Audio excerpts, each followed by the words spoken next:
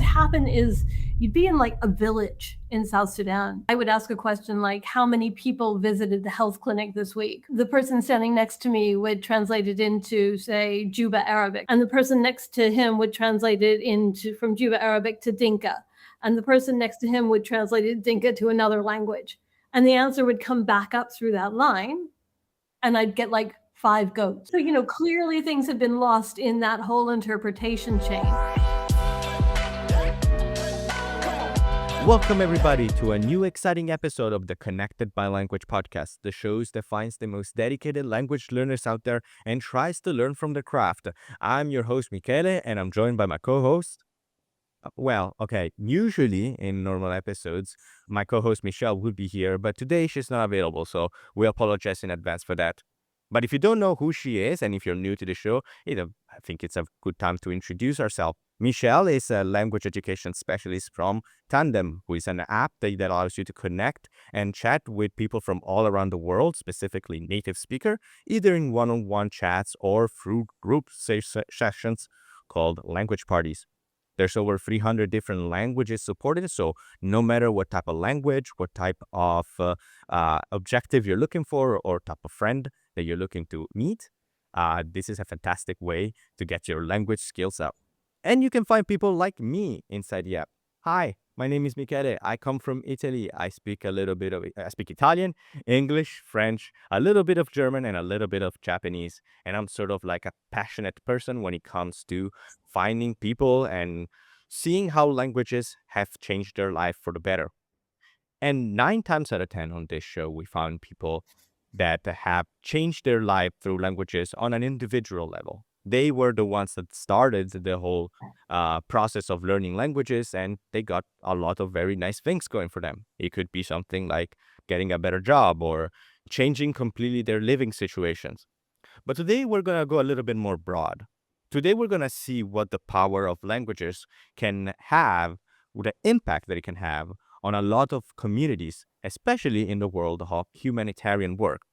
In fact, the Connected by Language podcast is proud to announce that it's participating on the Podcasthon 2026 event, a moment of the year where a lot of podcast hosts come and interview different NGOs and charities to spread awareness about the wonders that the world can have. So today, to show the power of languages, we have Aimee Ansari, the current CEO of Clear Global. Aimee, welcome to the show. Thank you for having me. I'm very happy to be here.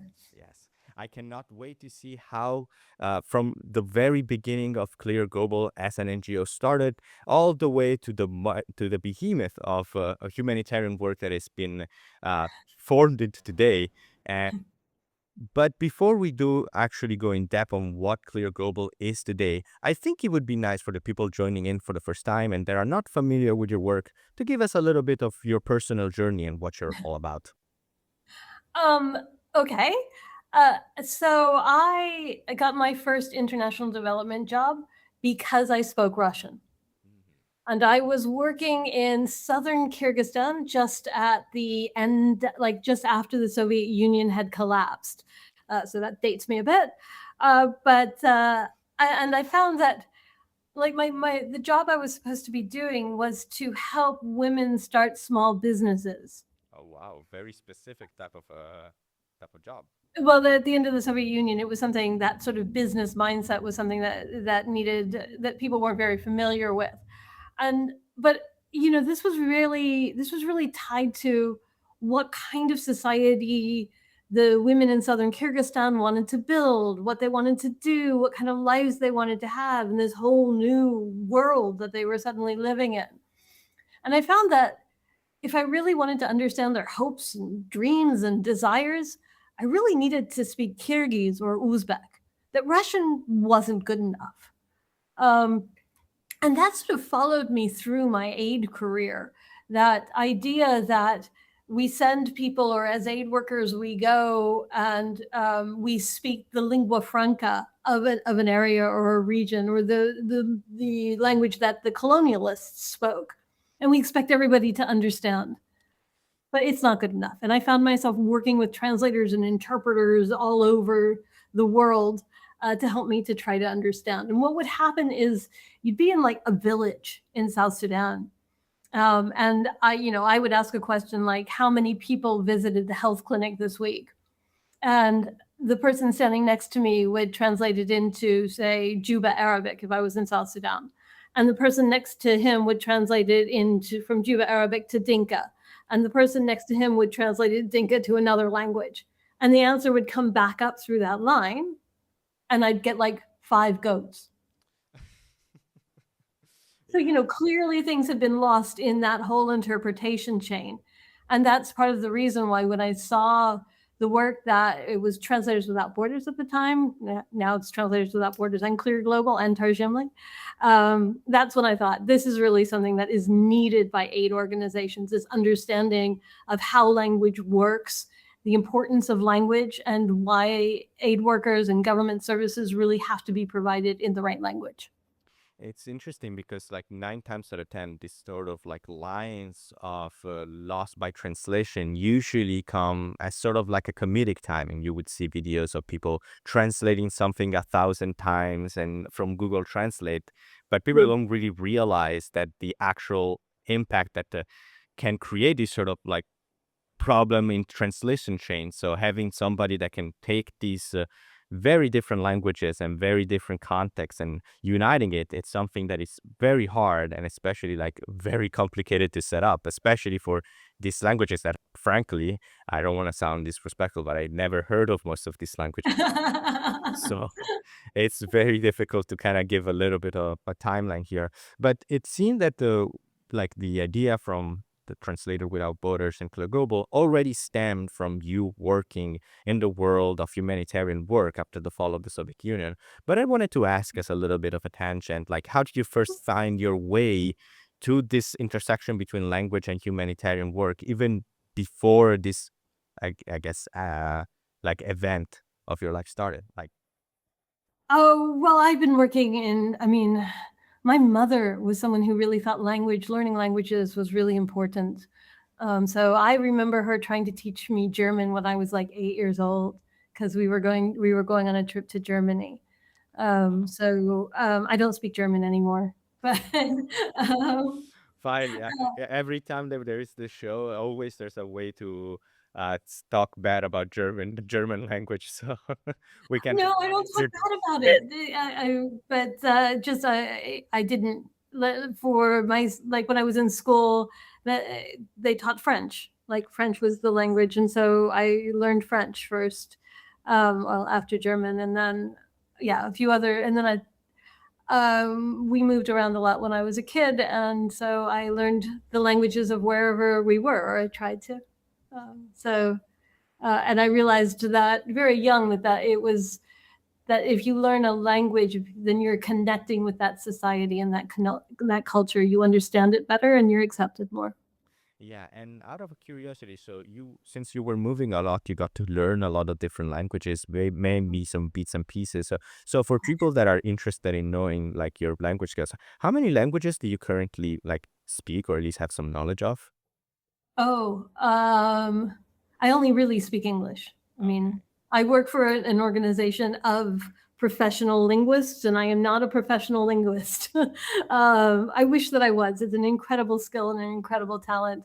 But I have worked in English and French and Arabic and Russian. I'm learning Greek right now, and I've taken Portuguese classes and German classes, and I don't know. Uh, So that's a lot of languages. There a shouldn't be hustle. something to not be proud of because like a lot of different people would strive to be able to work in all of the different languages. And it's very impressive that somebody can take in this love for languages and take it to the next level. But speaking about specific languages, one of the main things that appears when you enter the Clear Global website and you start understanding some of the content is a Mm, concept known as low resource languages. yeah. So the people that are not like initiated about exactly what a low resource language is, like what does it really mean in practice? Well, about half the world's population, 3.7 billion people in the world, don't speak a language that is well supported by technology. So even if they have access, if they have a mobile phone, if they have a device, they have access to the internet, they can't get information in their language because it just doesn't exist on the internet in their language. And that's what we mean by low resource languages.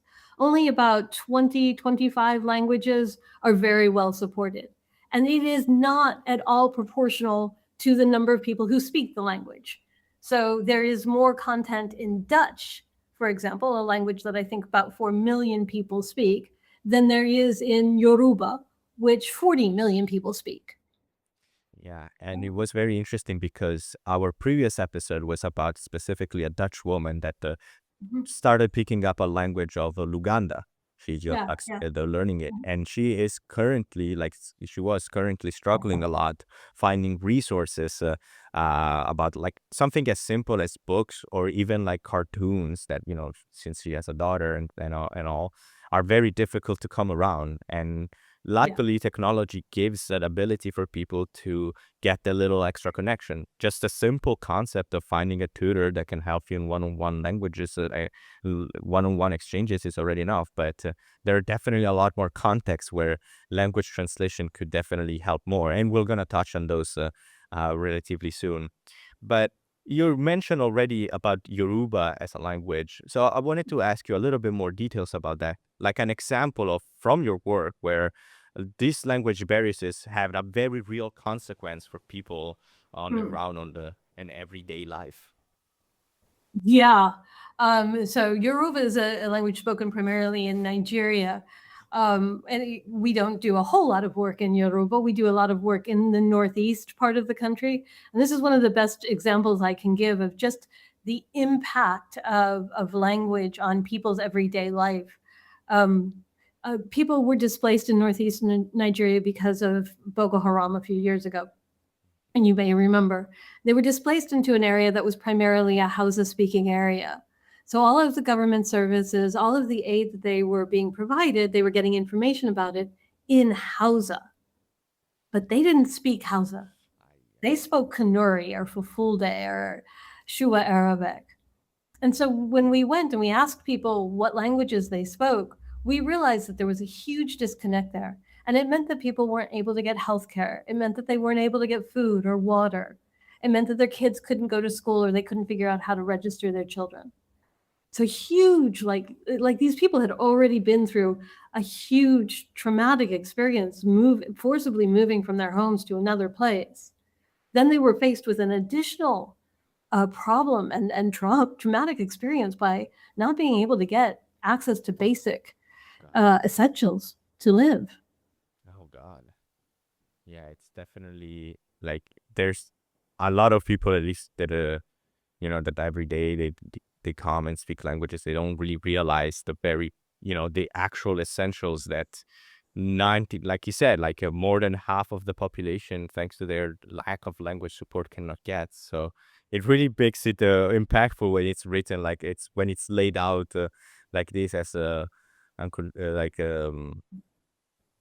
as realistically and as I don't want to say naked as possible because that's not the word, but it's as direct. That's the correct word. Yeah, well, and luckily, once we pointed that out, um, the aid community and the government services, they said, "Oh my goodness, how can you help us?"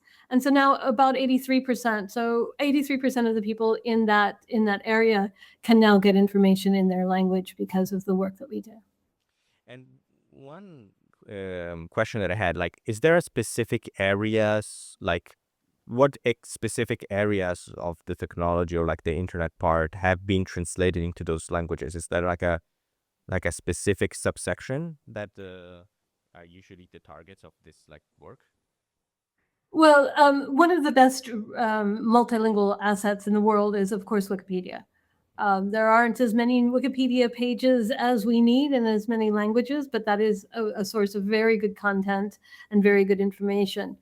Um, there isn't what is like the way that things like machine translation or right now large language models, generative AI are built are based on a set of data Yeah. that is developed by a company or an organization.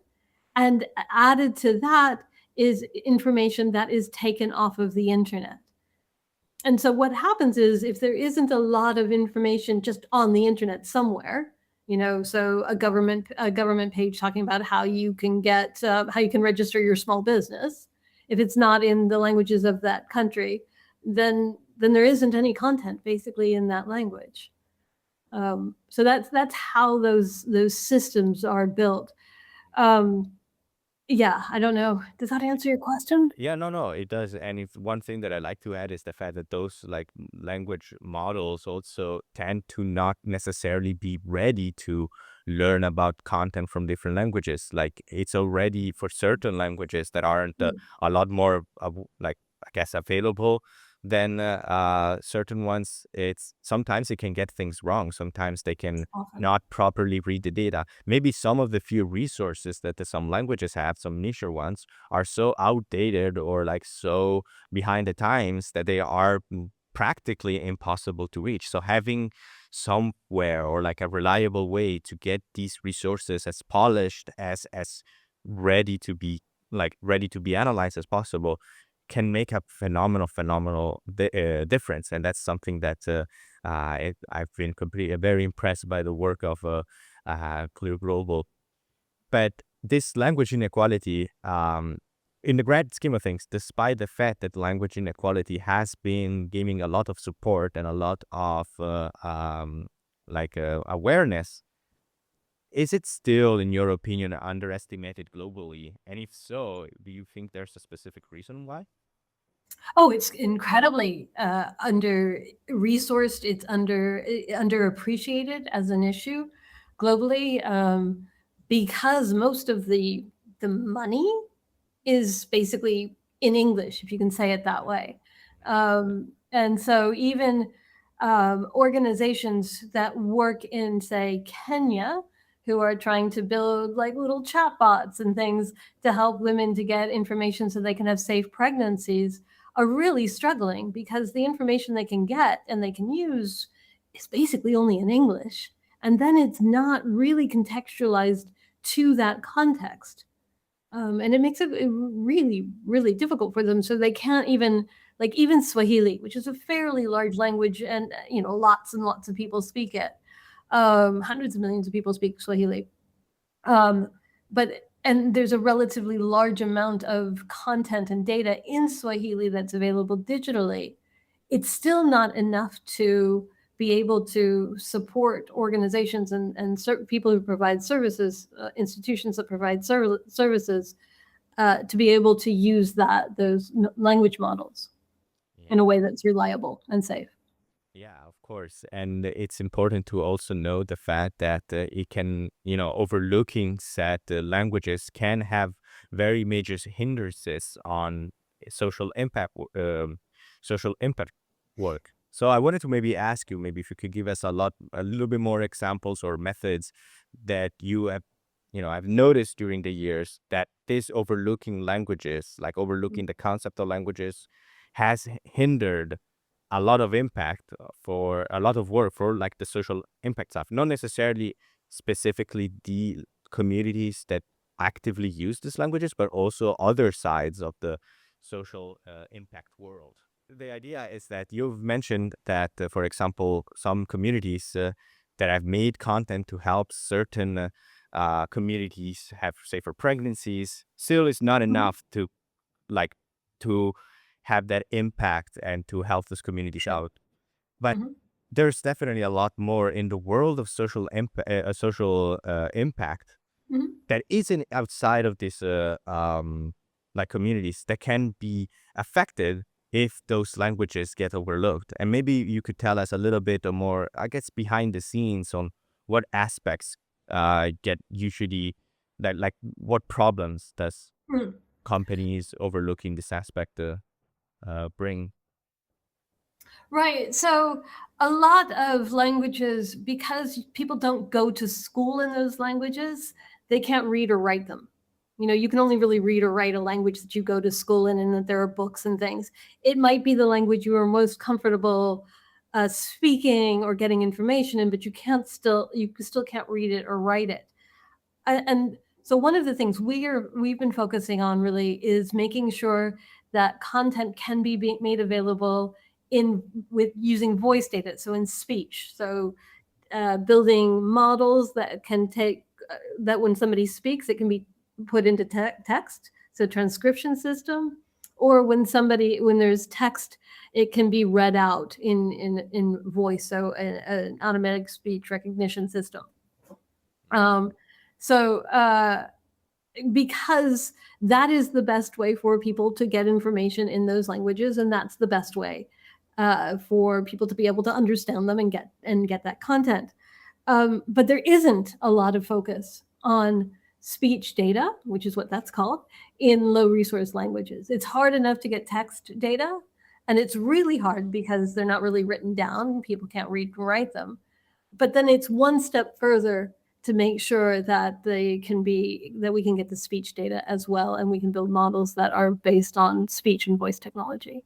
And I would assume that makes things a little bit even like more difficult, the fact that there is no like pattern of speech or like pronunciation or rules that is universally recognized. It's since there's languages are do not get the same amount of treatment when it comes to its development. I would assume per se you maybe say that it's wrong, but that not only it's there's not a lot of speech data, but this speech data is also quite inconsistent, right? Yeah, the quality of the data can be very, very inconsistent, and it can also be, mostly a lot of speech data, for example, is taken from YouTube, and most of the content particularly some of the low resources languages is content that is made by 18 to 25-year-old men, Okay.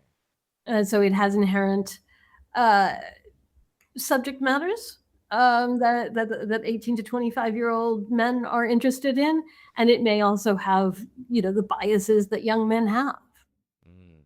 Yeah, I didn't even think about the age divide of these languages. That's something that I have to admit it kind of slept through my mind because I was assuming that all of the content, yeah, it's like content coming from the internet. Everybody uses the internet. Everybody uses online platforms. But that's not really true, especially in lower uh, third world countries. But and that's something that I would like to explore a little bit because there's moments where translations can have an extremely good benefit. But do you think in your experience there are moments where, translation is not enough and it falls kind of short? The translation falls short, is that what you Yeah, said? translation helps sometimes, but are there moments in your mind where it falls short?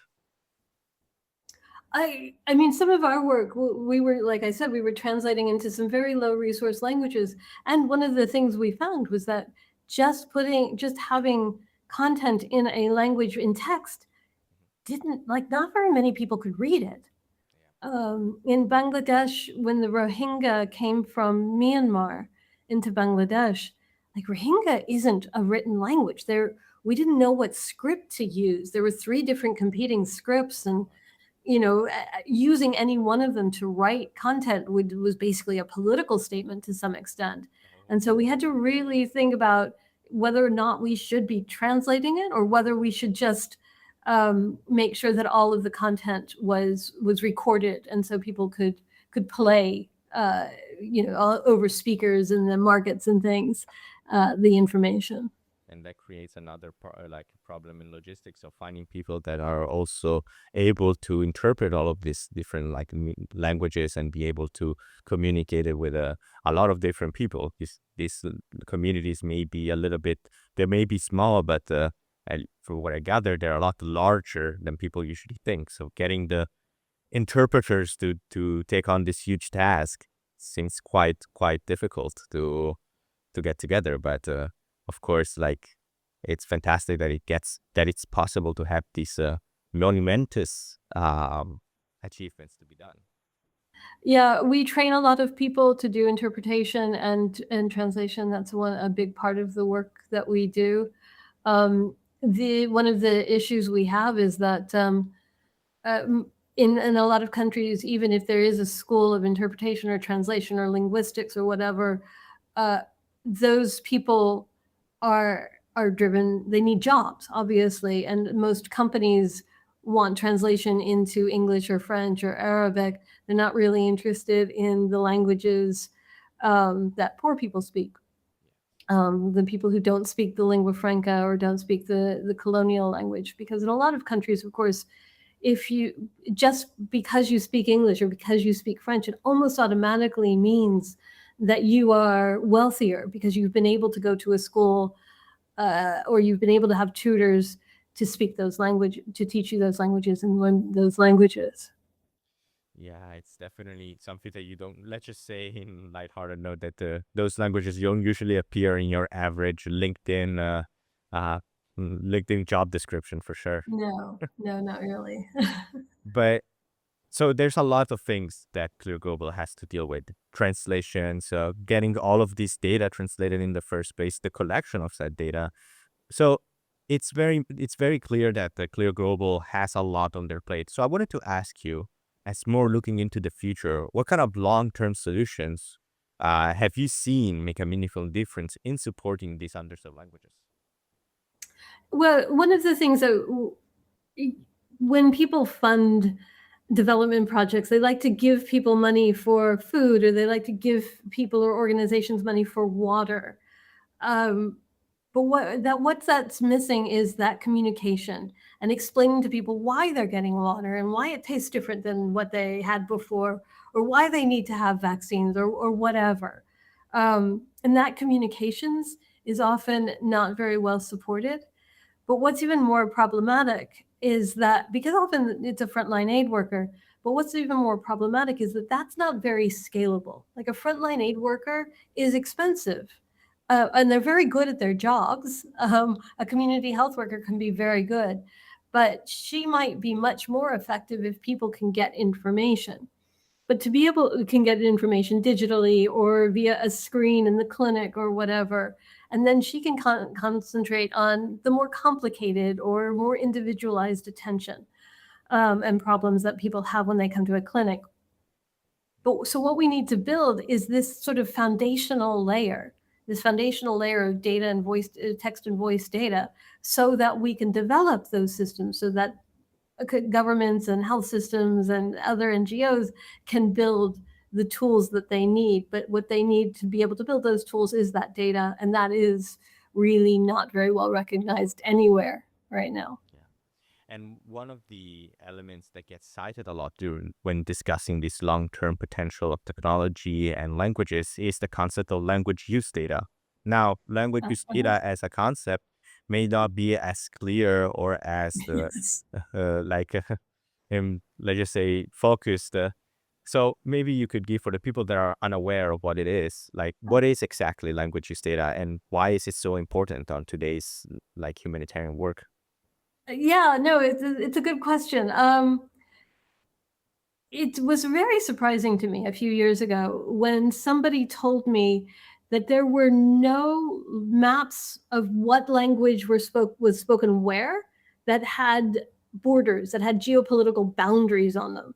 Sometimes you'd get kind of like, this blob is spoken in this part of this country, this, blob language, but you couldn't really tell where it was. And if you're responding to a humanitarian crisis, let's say it was a hurricane or a flood, you kind of had to guess what languages people were going to speak, and therefore what languages you would have to have your communications in. And we see this problem all the time in Pakistan. During the floods a few years ago, there were whole languages that were just people spoke those languages, but the government wasn't communicating in those languages, so people didn't know they had to evacuate. The same thing happened recently in Sri Lanka, where content information wasn't in Tamil, so Tamil families sometimes didn't get the information, weren't told to, didn't understand that they had to evacuate on time, and therefore suffered more harm and damage as a result. So one of the things we've started to do is map language, what language is used where, by whom. It sounds like a really simple concept, and you'd think that they exist, but they don't. So we have some of the only maps in the world that map who speaks what language where. It's interesting because yeah, I would assume that like a lot of people, like even myself, when I usually do researches for these episodes, it's Mm, very easy to fall into the trap of putting a language within the geographical borders of a country. But we all know, like deep down, that this sort of difference between what a graph like where a line on a geographical map is and what the actual people and what they speak and the communications and the connections can be quite different. So mm. it's very interesting to be able to see these elements and to further develop what the true actual like world looks like, at least when like where certain communities start and certain communities end, and the ability to find the connecting threads between all of them. And but speaking from the language use data, there's a lot of technologies popping left and right, a lot of new exciting projects or developments that are flooding the markets every day with like a lot of very interesting promises. But I wanted to ask you, where do you see like this technology, these new technologies, helping the most when closing these language gaps, and where maybe there's still a little bit of wiggle room to work with? Um, I mean, most of the technologies, because like I was talking about, the foundational data just doesn't exist in most languages. So any of the new technologies can't really work very well in those languages, and they promise like Google says they work in 300 languages, and they do, but the quality is not necessarily the same for Fulfulde or Yoruba as it is for English or French. And then that's just a data question, really.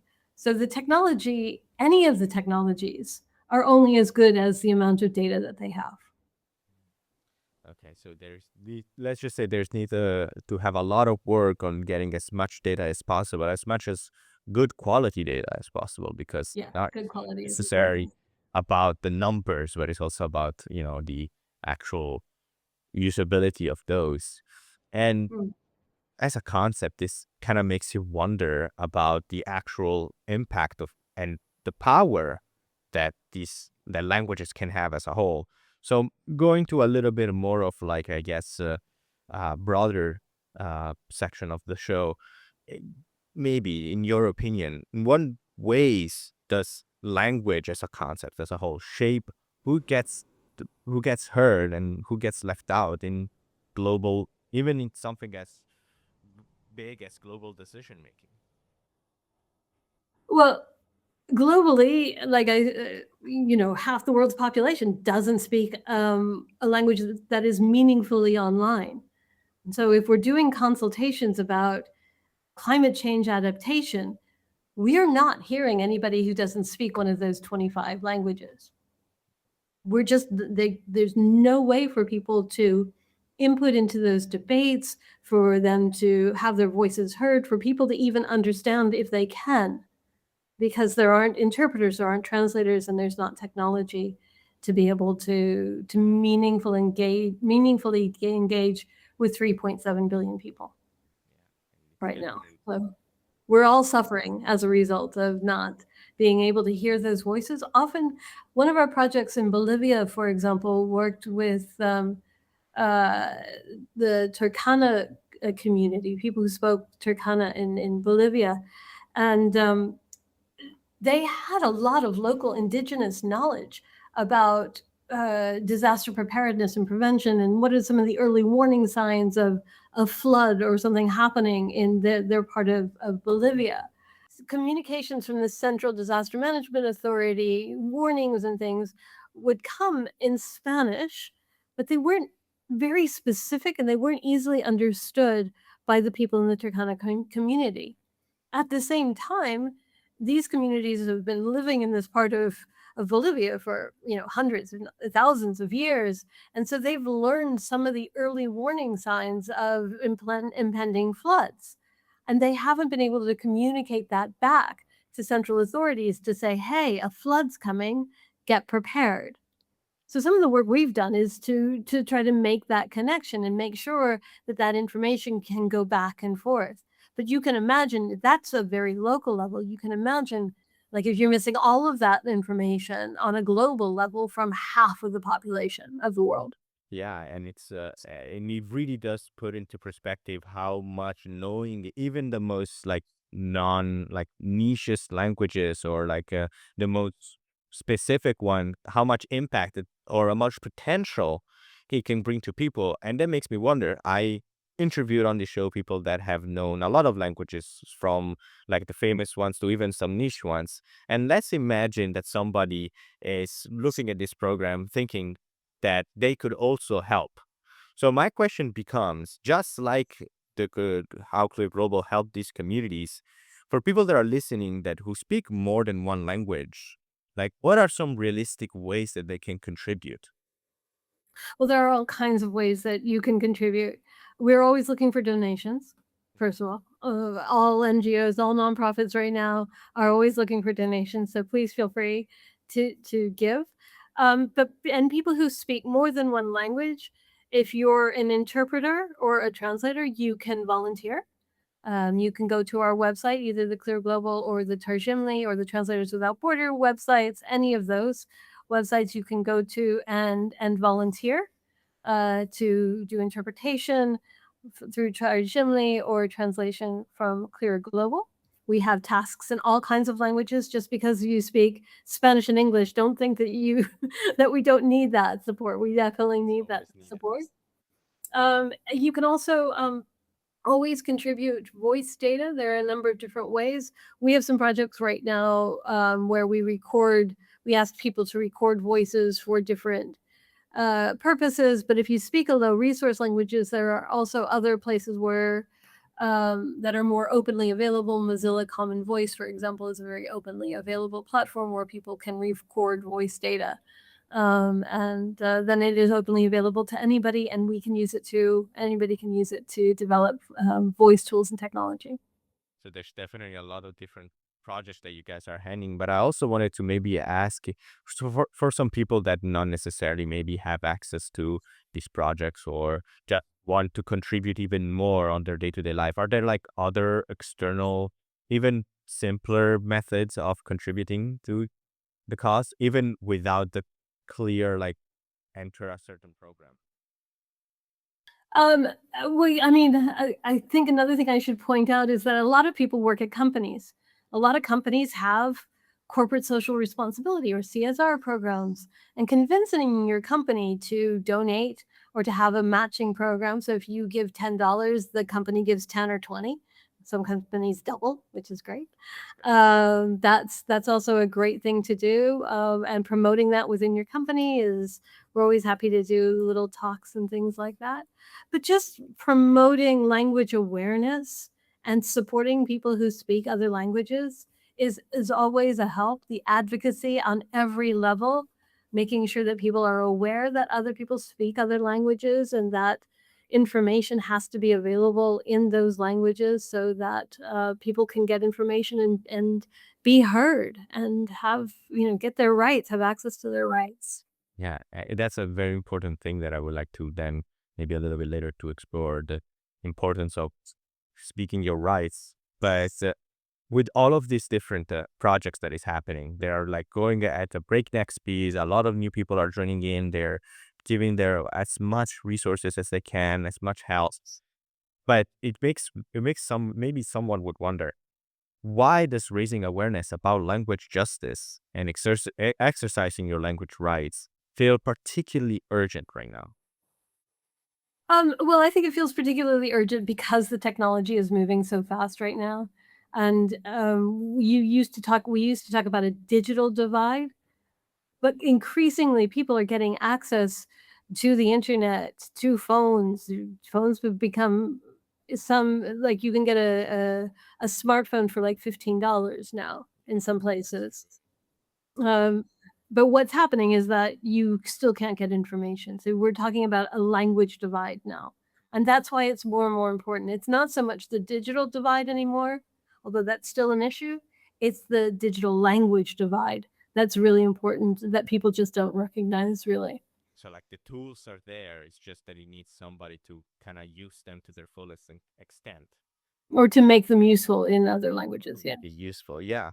And it's I would like to then, as a way to kind of like as we approach the last set of questions for this episode. Again, thank you so much for all your time. I wanted to more talk about a little bit of what the future holds for language access and exercising your language rights. So let's say language access right now is getting more and more, it's being taken more and more seriously at sorry, yeah, but in that case, if it was taken even more seriously, like let's say to a very important degree, what would you think would begin to change?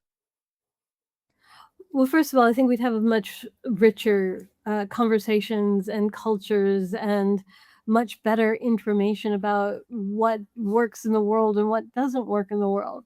I think just having, uh, being able to be exposed to other people's experience and ideas is enriching, and it helps all of us to learn and understand and be better citizens and have and ensure that other people can have access to their rights and what they want and what they have a right to.